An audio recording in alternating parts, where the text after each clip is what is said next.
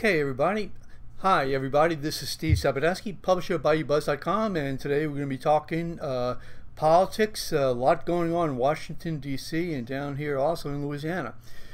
Here with my political sidekick, Jim Brown, 28 years of experience as an elected official here in Louisiana.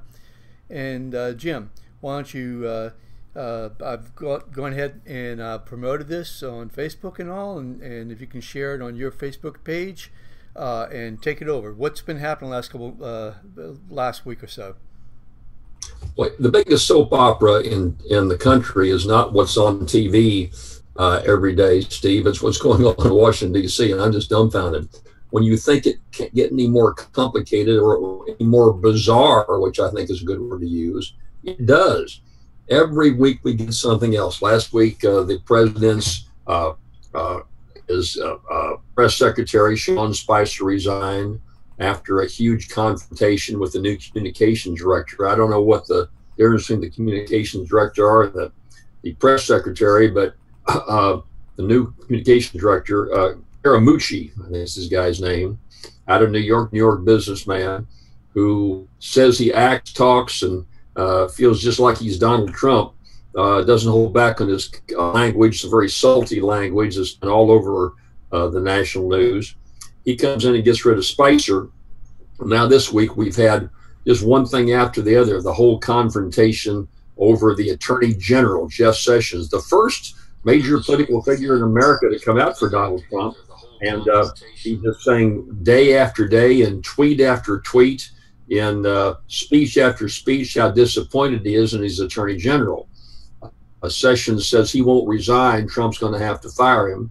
You've got a number of senators like Lindsey Graham from South Carolina saying if he does fire him, Trump's going to have hell to pay and going to not get his next Attorney General confirmed. It just couldn't be more bizarre just within the context of those events. Then, of course, today, a matter of a few hours ago, Priebus, the chief of staff for the president, said he was resigning after some blistering attacks, innuendos by Trump and blistering attacks by the communications director, Scaramucci.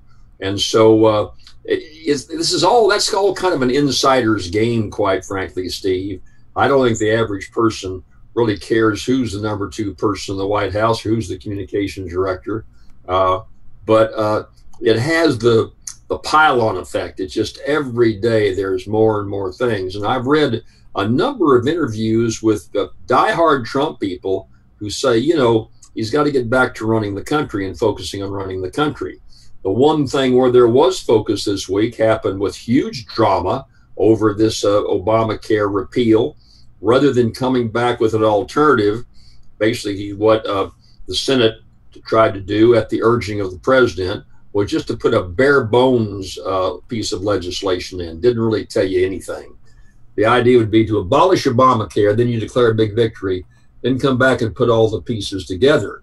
Well, that's fine, but there are some pretty reasonable voices, as Senator John McCain being one of them, saying that's not our job just to abolish and not really have an alternative out there. Let's go ahead and work out the alternative.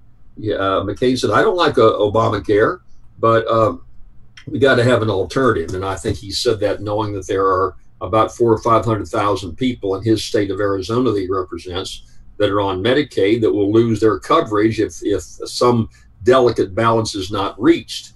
And of course, the vote took place with a huge high drama, McCain having gotten brain cancer and been out of Washington for a few weeks, appears in the chamber at 1:30 a.m. this morning. No one knew how he was going to vote. At 2 o'clock, there couldn't be more tension than you wanted it. What a great political story it was and it will be. So it all adds up to a week where, again, there's chaos in the White House. President hasn't accomplished anything. We've had for 8 years have gone by where the Republicans have been screaming that they can do better. They now have complete control of the House and the Senate and the presidency and some awfully friendly judges from the Supreme Court on down, and yet they haven't passed one significant piece of legislation in the first 6 months. Now, this presidency still has a ways to go, but and some people say, gosh, he's on the ropes, he's on the ropes. But he's kind of been on the ropes the whole time he's run, and it hasn't had much effect. And there's still a diehard support for Donald Trump. But I just don't see how you weather this day in, day out, week in, week out, when you've got some huge international crises. Lost in the shuffle almost, Steve, was the fact that the North Koreans launched another missile that, under the right circumstances, our people are saying could reach the California coast.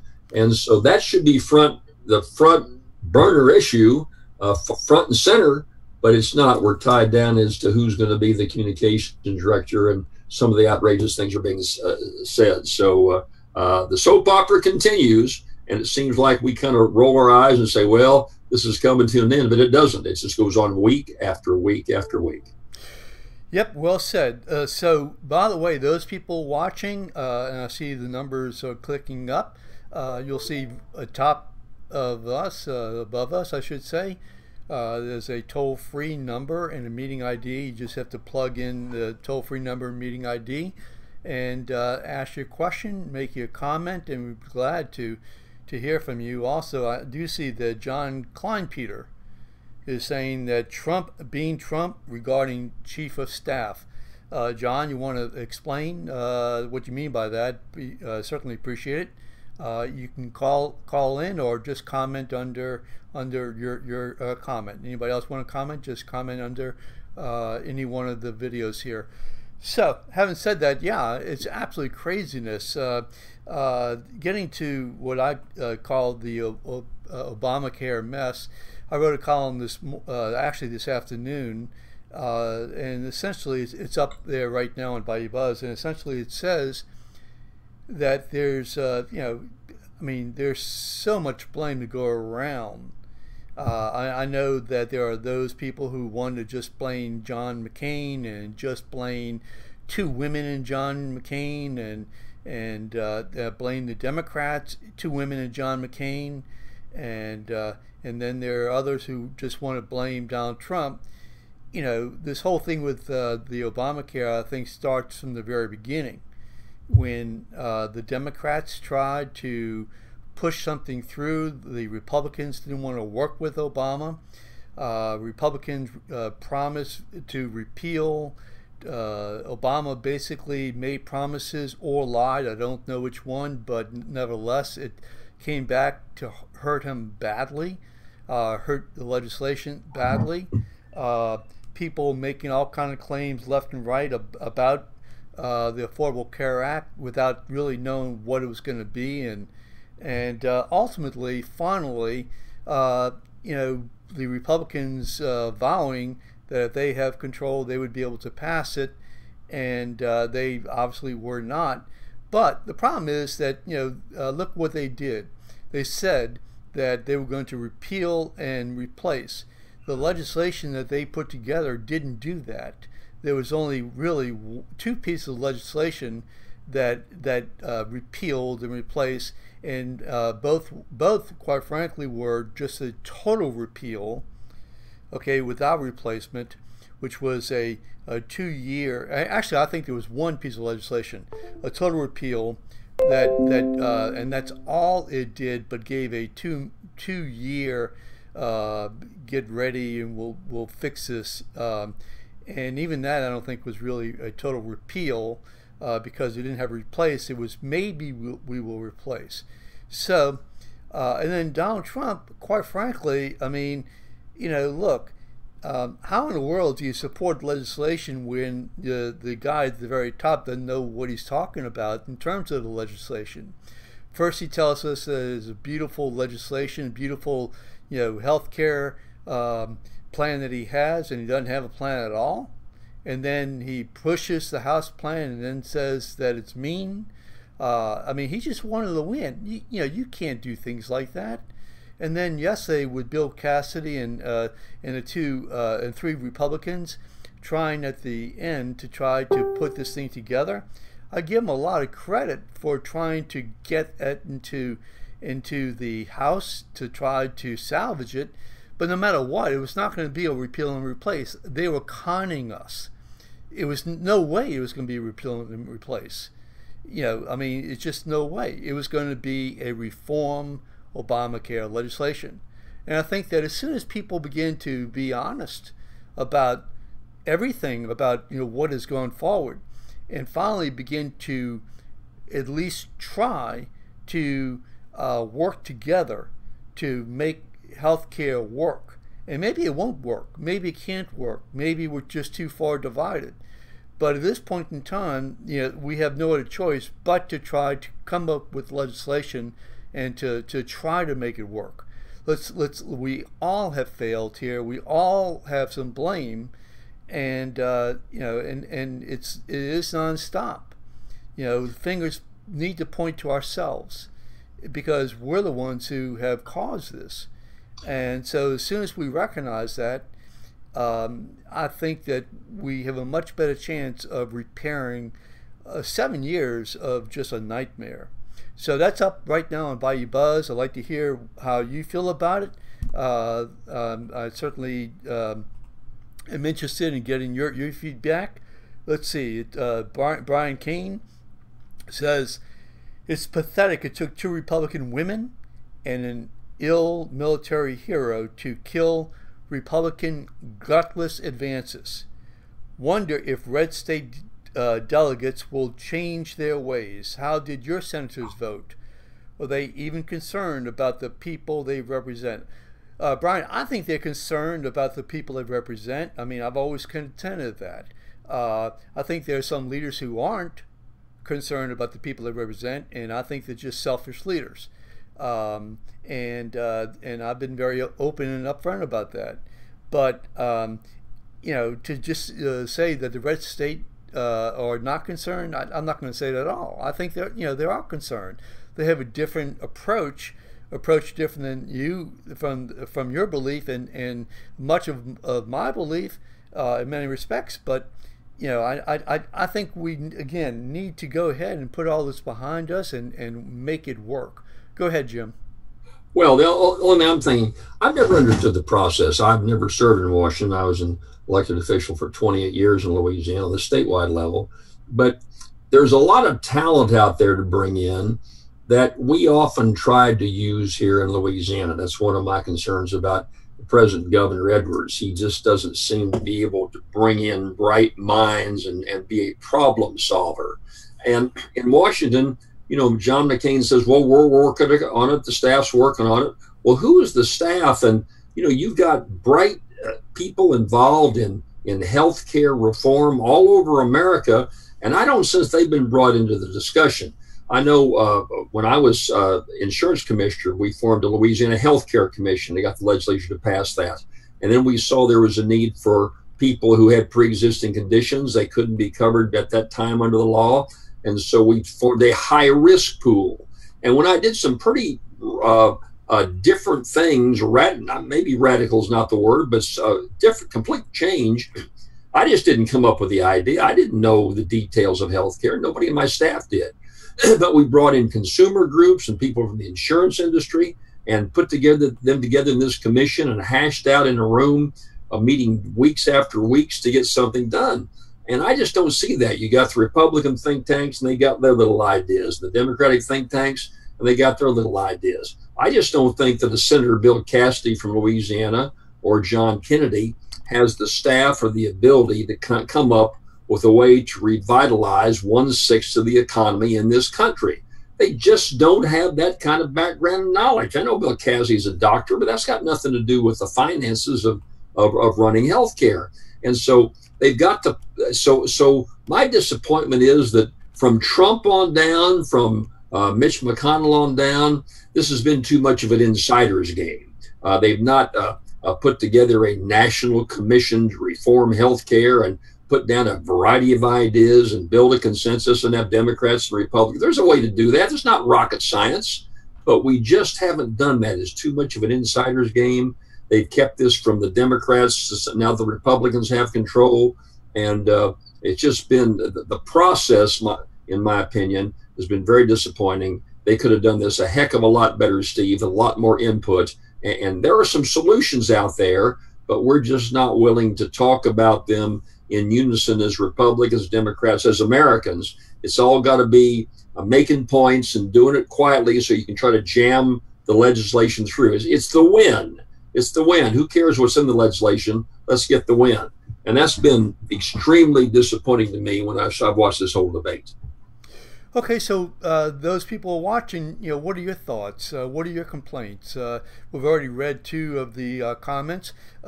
Jim, what do you reach out to your viewers and ask them, what do they think about, that really bothers them about what's been going on this past week?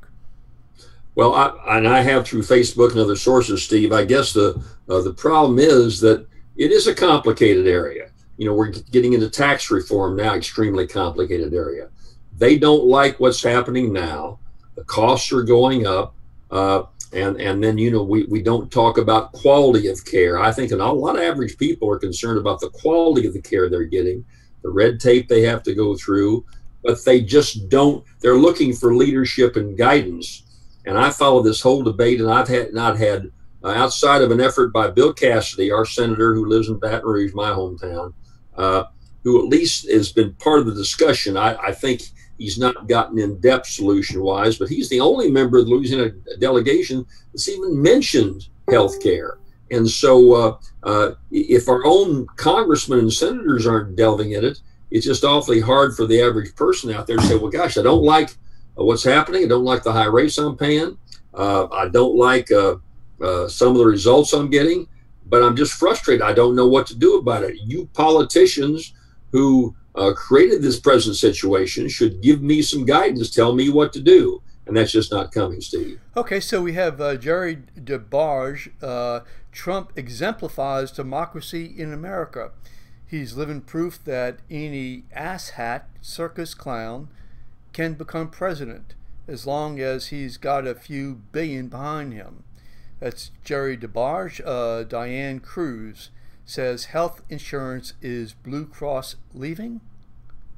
Okay, interesting. Leaving Louisiana is really what she's saying. And by the way, the answer is no. I'm intimately involved with Blue Cross because I had to take it over back when I was insurance commissioner, and I know virtually all the board members well. And Blue Cross is one of the healthiest Louisiana companies of any kind in the country, and they are they run the state group hospital benefits for all the state employees, and they handle, I'm just guessing, 65-70% of all the coverage in Louisiana. They're not going anywhere. They're doing well, and I think they're concerned like anybody else, but they're they're going to make it on the front end or the back end. They're going to do okay. They're not going anywhere. Sure. Let's see if there's any other comments. Let's see. I just read the one a few minutes ago from Craig Moran. Okay, so keep your questions and comments coming. Would like to hear from you. Again, if you want to call in, the number is up there on the screen on above us. Just look and dial in the number and the meeting ID.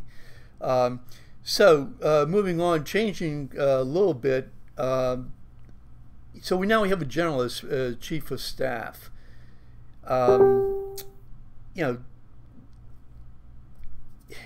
This is really crazy. I mean, Priebus, head of the GOP, has now been booted out, presumably because Scaramucci believes that Rice has I guess leaked. I guess that's the reason. But then you had the comment about Steve Bannon yesterday, where Scaramucci said that he could suck himself. It was hard. It was hard. It was just terrible. But he's just not doing this in his own. I mean, Trump brought him in. They were friends. They were both businessmen. They were New Yorkers. Scaramucci jokes about the mob and fishes, and if he sticks a knife in you, it's not going to be in the back. He's going to stick you right up in the front. And that's kind of that's kind of insider New York politics. Steve, I don't know much about Kelly. Kelly being a military man, maybe there's some discipline he can bring to bear within the office in terms of chain of command. Right now, You see, you don't have a sense that everyone knows their place. You've got the Kellyanne Conways of the world go off on one end, and different people going off on different spectrums. You don't sense that the roles have been defined. Now, I've heard a number of comments of those who seem to know Trump who say that's his style. That's what he did in business. He kind of played one of his underlings against the other and tried to get a variety of opinions on which he could make a decision. He didn't want everybody just kind of come up with one uniform opinion. And there's nothing wrong with that. This is just such an open process where the filthy language and the slang and the undercutting and the knifing in the back that plays out in the open. Most of the time that stuff goes on behind the scenes, but it is going on in the great world public view. And apparently the president doesn't have a problem with that happening. He feels like he can thrive on that, and that it's a soap opera. Yes, it's a soap opera, but it's a soap opera that is of interest to millions and millions of people. So there has to be someone pulling the strings, and the president certainly pulls the strings. He's not one just to delegate very much, or those who are doing his dirty work or whatever work. They do so with his blessing, and he's very open about, like I say, who can imagine how about just leaving the Attorney General, who, by the way, was his first open public supporter, just twisting in the wind. So day after day after day, President saying how disappointed he is in the Attorney General. That's just unheard of. But if you ask the average Trump voter who's getting home from work right now, who's got plans weekend with the kids, they're not turning on the CNN, they're not turning on MSNBC or Fox. They just say, go, Trump, clean it all up, wipe out who you have to wipe out. Let's just get a handle on these things. And that might be, that's obviously that's his style, and maybe that's the way it can work in certain levels. But again, I make the point that the North Koreans set up an ICBM missile that potentially can reach California with another year or so. Could they say, depending on the winds, could reach New York City. So, and there's no viable solution that makes sense. At the very least, I'm seeing is, 250,000 people killed, whatever you come up with, if there's any kind of confrontation at all. Those issues just get kind of lost in the sidetrack of these street fights and the cat fights and the soap opera that goes within the White House, Steve. And that's really it. Talk about soap opera. Let me just throw something out to you. Just appeared on Twitter. Apparently, Anthony Scaramucci and his wife are calling it quits. Why? Because of his love for Donald Trump, or love for his naked ambition, according to the writer it says, Deirdre Ball was tired of Scaramucci's naked ambition, which is so enormous that it left her at wit's end, a source told the Post in a Friday story. She's left him. He's had the job for a week. He's been there for 1 week. Man. Well, he said some outrageous things, but there has got to be more to the story than that, Steve. We'll see a lot more Twitters, and maybe the president will clarify. If you and your listeners will get up about 3:30 in the morning and see what the president is tweeting, maybe he'll kind of clarify the whole controversy. Yeah, I mean, no question about that. I mean, it's just every moment, every day of every moment, it seems like there's just.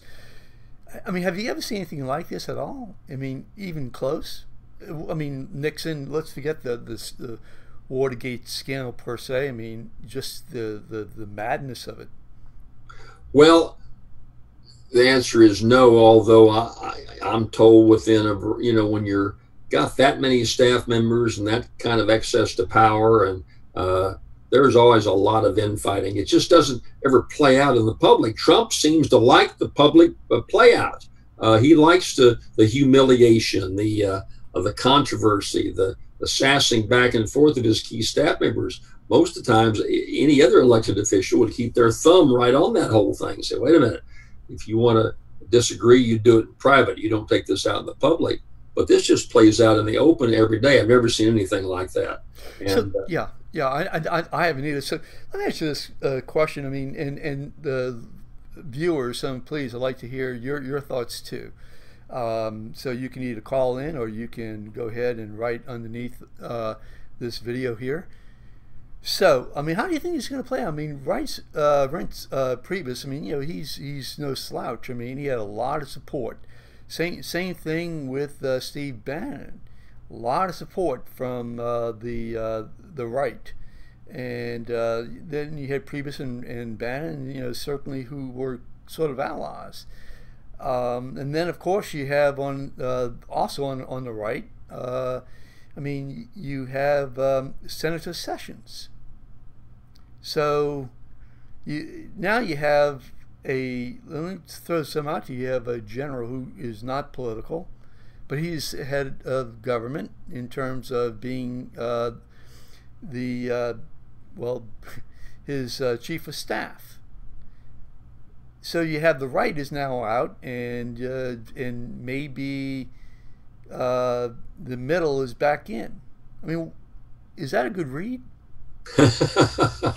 Well, a lot of people are guessing, and then we don't know just where his son-in-law plays into it, and his son, primarily his son-in-law Kushner, who, from everything I've read, is involved in just an overwhelming number of decisions and foreign heads, foreign heads of state in smaller countries, or the foreign secretaries call the son-in-law, and so and then that's the hot new rumor though. Then we hear the missiles are going off by the North Koreans, and all this is happening, and Tillerson is taking a vacation and pouting that he's not getting any respect, and that Kushner is doing a lot of the job he's supposed to be doing, and rumors that he may just stay a few more months and go.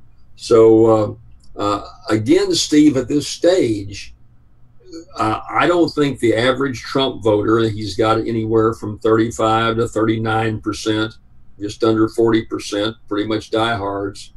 I don't think they care who the chief of staff is, or that there's conflict going on. I don't think they even care who the Secretary of State is. What they care is that they like the president, how he's shaking things up. That's what I hear. That's why we voted for him, because he's going to do things completely different, and we want to give him a chance. And that's what most national polls show. And because all the things we're talking about here now, outside of the healthcare vote, are all insider issues in the White House. Who's in charge of what, and it doesn't touch the average person. So, although the insiders like you and I and others, harp on it and talk a good bit about it, the average Trump voter up there at this point still just doesn't care. Is that right? I'm just wondering whether or not the readers of the comments, the writers of the comments, feel that it really doesn't make any difference. They just don't care. Let's see. Getting back to Diane Cruz, family of 4, young family pays $1,900 a month and going up 20%, referring again to the health care. That's what they care about, right? Well, sure, that hits home. That's something that hits directly home and hits every single one of us. And that is the overriding debate in this country today: is health care a right or is it a privilege? We have kind of nodded to the fact that it's a right, but still basically made it a privilege in most states in this country. And so at this stage, of course, if her health care is going up 20%, depending on where she lives, that comes under Obamacare. That's not, because there is no new law out there. And so my gut reaction, having been involved in this whole healthcare debate as an insurance commissioner and looking at the numbers, I think that what we're going to end up with is something where there will be significant block grants given to the states, and that within certain parameters, every state can pretty much do a lot of what they want to do in terms of Medicaid, in terms of pre-existing conditions, a number of issues like that. And so as a consequence, that's what I think is going to happen when all is said and done.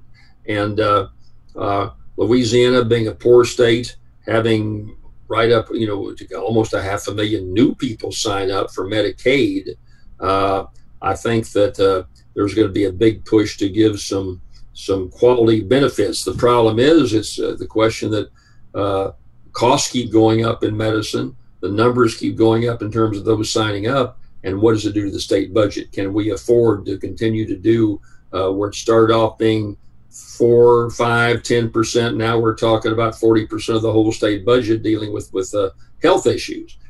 How long can we afford to do that under the present circumstances? So I think it's going to get back to a state by state decision, quite frankly, is what I see happening when all is said and done. And that gets to Cassidy's bill, which is what he was certainly pushing, and I think there was some really good value to that. But then you get into the issue of, well, what if you move, which law, which insurance policy does it follow you? Let's see, Scott Scowcroft out of Washington State. Do you believe Trump is testing limits, not unlike a toddler or teenager? Well, he's pushed limits that we've not seen before on the outside so publicly, but at this stage, I would argue he's getting away with it. And again, it's not like he was George Bush or some other candidate who decided to kind of go off the deep end or go off in a whole different direction. This is how Trump ran his campaign. This is how he's run his businesses. And so as a consequence, that's what I get back to. Trump voters are saying, that's why we voted for the guy. We knew he's going to do some off-the-wall things like this. But that's why we voted for him, because the standard way we've been doing it for years isn't working for us. We don't have the jobs. We don't have the health care. So maybe, he goes off the deep end and he's goofy, and a lot of things that happen are goofy, but we're willing to roll the dice because things have been bad for us. We're not benefiting by this rising water lifts all boats. Well, it's not happened unless you got money in the stock market. Jeff Bezos went from number 2 to number 1 as the wealthiest man in the world here just in a matter of hours based on the stock market. Well, most of these Trump supporters don't have a lot of money in the stock market. Right. And so that's not their issue. They don't gain by that. They're concerned about a job, blue collar folks' job, and taking care of their family, getting their kids educated, and they don't like the trend of what's happening. So they're going to tolerate a heck of a lot, Steve, in answer to the last person's question. We haven't reached a limit on this. I think this soap opera is going to play out for a long time to come. So speaking of soap operas, I mean, this past week, let's see, we had the Boy Scout of America issue, and apparently, he sort of got, I mean, that was certainly a real controversy. What do you think about that?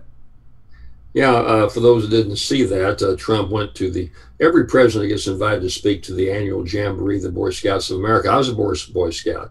I had all my merit badges there. I was an Eagle Scout, had a number of merit badges.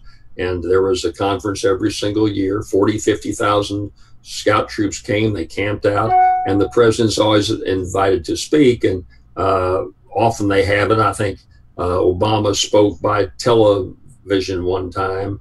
But Trump came and talked, but he made it very political, number one. And the tone of the speech just wasn't complimenting the Boy Scouts and talking about his young age and accomplishments. It was more a hit on his opposition. It was a very political speech and left a bad taste in a lot of people's mouths. So I saw where the executive director of the Boy Scouts of America apologized didn't mention the president, but to Boy Scouts if they were offended by anything that was said. But this is, Steve, this is another day at the office. This is just another day at the office. Who are you going to offend today? Who are you going to shake up today? Well, that's just not America. I mean, it really isn't the way I look at it. I mean, getting out there and getting into your face, and I mean, that's Animal House type of behavior. I mean, really, food fights. I mean, that's not decorum. That's not. I mean, if that's what America wants, I mean, that's not the America I want. I can tell you that. I mean, really. Craig Moran says, how will this healthcare outcome affect the 2018, 2019, 2020 elections, Congress, Senate, and governor elections? Good question. Good question. Let me just tackle that for a second, and that is that I think that the people on the right are going to say, we're going to repeal, we're going to replace, we're going to get rid of anybody who voted for or against any of the legislation. And I think that they're insisting, sorry about that, they're going to insist on doing that. I don't, will it help them? I don't know. Let's see, Brian Kane again. It's pathetic. It took 2 Republican women in the military. Okay, that's the same one that I read before. Okay, just 1 or 2 more comments on from Twitter, if I might. And let's see. There's always some really interesting things. The Trumps and their kids celebrate Priebus's departure is a tweet. I don't. It's at the very top. I can't make that one out. Sorry. Let's see. Justin, Priebus to appear on Hannity's Fox News show hours after being replaced as chief of staff. Well, we know what's going to, I mean, Priebus is going to say that he's loyal to the president and that, he's not going to say anything negative, right? Oh, look, he's thinking about the book deal he's going to make. He's thinking about the lobbying. I saw the president had some nice things to say about him. So even though he's left, he still has the ability as a lobbyist or getting back to the National Republican Party. And so, no, he's going to be very cautious and be very, tell what a great honor it was to serve for 6 months. But he's getting on to other priorities because he's thinking about his future. You're not going to see a whole lot of controversy over what Priebus says on Sean Hannity tonight, Steve. Yeah. I think, I mean, tell me, isn't there a non-disclosure agreement that they had to sign so they wouldn't say anything negative about Donald Trump? I know that was being discussed, because of the possible book deals and so on that Trump certainly, is against. And I think anybody would be against, but signing a non-disclosure, being, it's not transparent. I just don't know what he signed. I'm sure that was done. I'm sure that's generally the general rule of thumb, but I don't know what he ended up signing. So, I know if you're in the FBI or the CIA, you got to pre-clear things. You sign a contract saying you will pre-clear whatever you write. So there's no compromising on national intelligence or national security. I don't know how that applies to the White House, but I would assume there's something along that line. Shifting gears for 1 second, then we'll call it a day, and that is, I saw also something on Twitter that Republicans want a special counsel, but this one regarding Loretta Lynch, I agree. I mean, I do. The Loretta Lynch, Comey, I think it should be extended to Loretta Lynch and Bill Clinton. Well, whatever wrongs have been done, you talk about these. I mean, you've got the Justice Department, you've got 3 branches of government. You got the judiciary, you got the legislative, and you've got the executive. Under the executive, there's an attorney general. And if you start creating all these special counsel, then you've got a 4th branch of government is what you have. There's just not any oversight. We saw that true with Ken Starr, who spent $60 or $70 million in the Whitewater investigation that led to nothing. We've seen that in other, I remember under George Bush, there was a special counsel appointed, the first George Bush. And I think the cost were $40 million and nothing came of it. And so the special counsel, I think, are dangerous. I think that it creates a 4th branch of government. And I think that if you don't like the job the attorney general is doing, the president gets rid of him, which we may see here. If you don't like how the whole thing is working, then you clean house every 4 years when an election comes around. I don't like the fact that you have some other prosecutor running around out there shooting his mouth off, or twisting arms, and look at what Ken Starr did in that Monica Lewinsky situation. I mean, it just terrible things, all in the name of getting to the bottom of the truth, and just outrageous misuse of the special counsel, in my opinion. I'm not saying that to defend Bill Clinton. I'm just saying that those kinds of things often have a habit of going off on a tangent, and are very uncontrollable, and often don't lead to good results. I'd rather put the buck right on the Attorney General, quite frankly. Okay, but you have a situation where the Attorney General may be loyal to the President demands it, and so then what? I mean, this is a perfect situation with Sessions recusing himself and then being blasted by the President. So, I don't think anybody likes, like you said, a separate, arm of government, another one. But, sometimes that's what you have to have. And to be fair, if there is something that's, say, criminal in nature that you think is, then, maybe it ought to be investigated. I think that the Loretta Lynch situation with Bill Clinton, and again, with Comey, that needs to be investigated, whether special counsel, or as you're saying, whether or not it would be the U.S. Attorney. Let's close up with this comment that I saw early this morning. I just want to read it. It was Richard Painter made this comment earlier today, and he said, John McCain prefers presidents who weren't captured by Putin.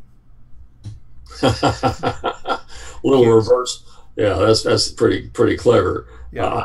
I thought it was appalling that Trump said that McCain wasn't really a hero because he got captured. This was the most. I thought it was a deal killer, quite frankly. But I thought 8 or 10 other things were deal killers. But yeah. McCain, you may not always agree with him. He's got a temper, but he's a very honorable guy, and served his country well under terrible circumstances as prisoner of war.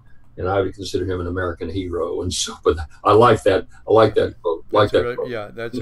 Yeah, it got a lot of play. I mean, Richard Painter, that's the former Bush ethics attorney. So, Jim, stay on for a second. We're going to close out right now. Thank you all for joining. I'm going to push these buttons and see y'all goodbye. Okay, so thank you again.